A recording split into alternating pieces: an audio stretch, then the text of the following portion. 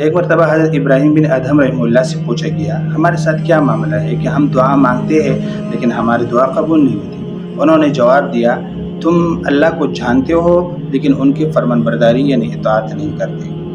تم رسول اللہ صلی اللہ علیہ وسلم کو جانتے ہو لیکن ان کی سنت کی پیروی نہیں کرتے۔ تم قرآن کو جانتے اور پڑھتے ہو لیکن ان پر عمل نہیں کرتے۔ تم اللہ کی نعمتیں کھاتے ہو لیکن ان کا شکر ادا نہیں کرتے۔ تم جنت کو برحق جانتے ہو لیکن ان کی طلب اور جستجو نہیں کرتے۔ تم جہنم کو برحق جانتے ہو لیکن اس کے عذاب سے بچنے کی کوشش نہیں کرتے۔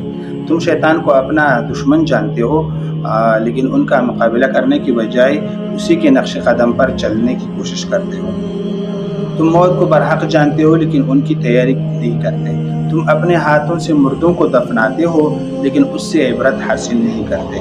تم اپنے عیبوں کو نظر انداز کر دیتے ہو اور دوسروں کے عیب تلاش کرنے میں مصروف رہتے ہو۔ فرمایا، لا تطالب ربک بتأخر مطلبک ولکن طالب نفسک بتأخر ادبک، یعنی اپنے رب سے اس بات کا شکوہ نہ کرو کہ تمہاری دعا قبول ہونے میں دیر کیوں ہوئی، بلکہ اپنے نفس کا محاسبہ کرو کہ تمہارے ادب، اطاعت اور بندگی میں کیوں تاخیر ہو رہی ہے۔ جزاک اللہ۔